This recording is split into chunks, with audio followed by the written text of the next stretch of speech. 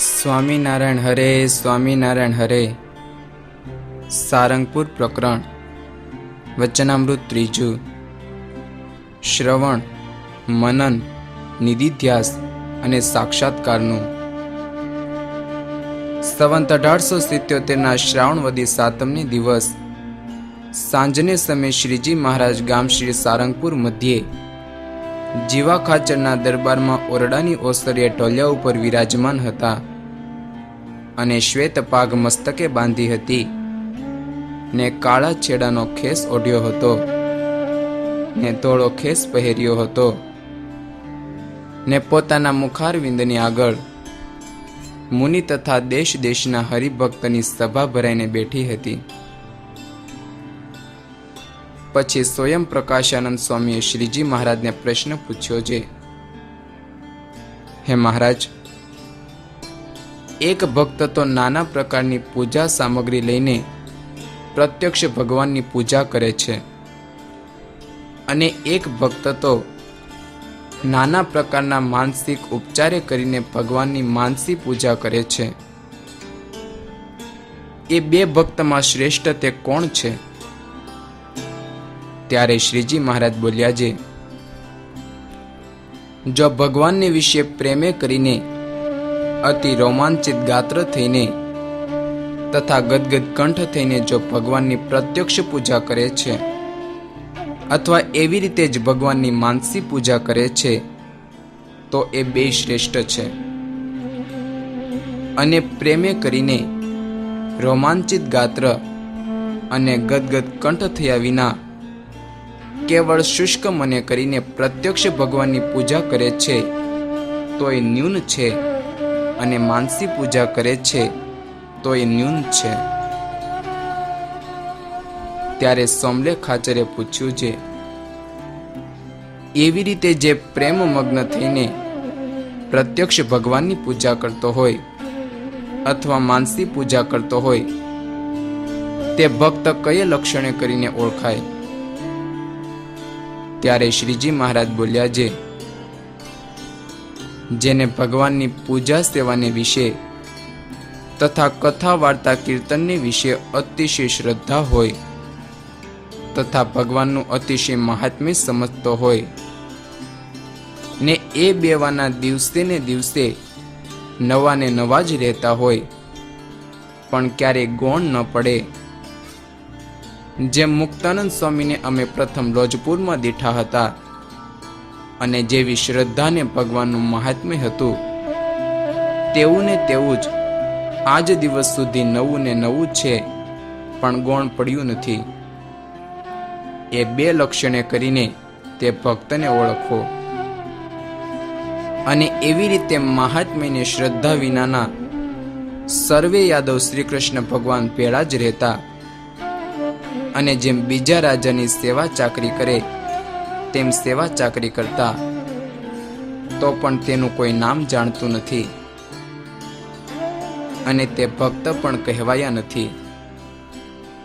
અને ઉદ્ધવજી જો શ્રી કૃષ્ણ ભગવાનની શ્રદ્ધા મહાત્મય સહિત સેવા ચાકરી કરતા તો તે પરમ ભાગવત કહેવાયા અને તેની શાસ્ત્રમાં તથા લોકમાં અતિશય પ્રસિદ્ધિ છે. પછી નિર્વિકારાનંદ સ્વામીએ પ્રશ્ન પૂછ્યો છે, હે મહારાજ, શ્રવણ, મનન, નિધિધ્યાસ અને સાક્ષાત્કાર તે કેને કહેવાય? ત્યારે શ્રીજી મહારાજ બોલ્યા છે, શ્રોત્રે કરીને વાર્તા સાંભળવી તેને શ્રવણ કહીએ અને જે વાર્તા શ્રવણ કરી હોય તે વાર્તાનો મને કરી વિચાર કરીને જેટલી વાર્તા ત્યાગ કર્યા યોગ્ય હોય તેટલીનો ત્યાગ કરે અને જેટલી વાર્તા ગ્રહણ કર્યા યોગ્ય હોય તેટલીનું ગ્રહણ કરે તેને મનન કહીએ. અને જે વાર્તા નિશ્ચય કરીને મનને વિશે ગ્રહણ કરી હોય તેને રાત દિવસ સંભાળવાનો જે અધ્યાસ રાખો તેને નિધિધ્યાસ કહીએ. અને તે વાર્તા જેવી હોય તેવી ને તેવી જ ચિંતવન કર્યા વિના પણ સર્વે મૂર્તિમાનની પેઠે ઇદમ સાંભળી આવે તેને સાક્ષાત્કાર કહીએ. અને જો એવી રીતે આત્માના સ્વરૂપનું શ્રવણ આદિ કર્યું હોય તો આત્મા સ્વરૂપનો એવી રીતે સાક્ષાત્કાર થાય.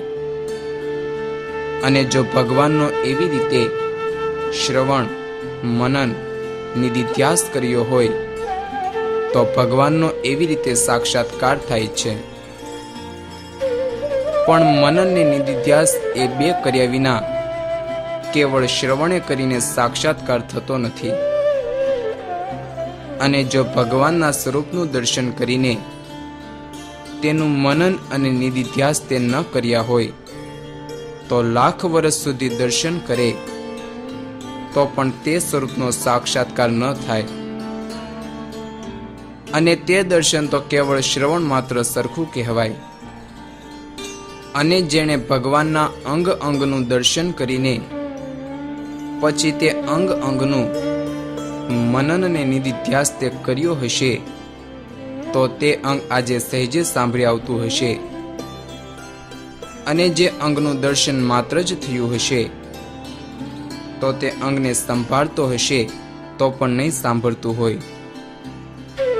અને કેટલાક હરિભક્ત કહે છે જે અમે તો મહારાજની મૂર્તિને ધ્યાનમાં બેસીને ઘણાય સંભાળીએ છીએ તો પણ એકે અંગ ધાર્યામાં નથી આવતું, તો સમગ્ર મૂર્તિ તો ક્યાંથી આવે? તેનું પણ એ જ કારણ છે જે ભગવાનની મૂર્તિના દર્શન માત્ર કરે છે પણ મનન અને નિધિધ્યાસ નથી કરતો, માટે કેમ ધાર્યામાં આવે?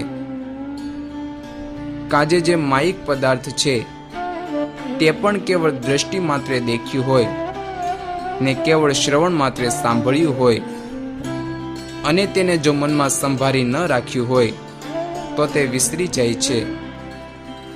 તો જે અમાયિક ને દિવ્ય એવું જે ભગવાનનું સ્વરૂપ તે તો મનન અને નિધિધ્યાસ કર્યા વિના ક્યાંથી સાંભળે? માટે ભગવાનનું દર્શન કરીને તથા વાર્તા સાંભળીને જો તેનું મનન ને નિધિધ્યાસ નિરંતર કર્યા કરે તો તેનો સાક્ષાત્કાર થાય. નહીં તો આખી ઉંમર દર્શન શ્રવણ કરે તો પણ સાક્ષાત્કાર થાય નહીં. ઇતિ વચનામૃતમ સારંગપુર પ્રકરણનું 3 થયું.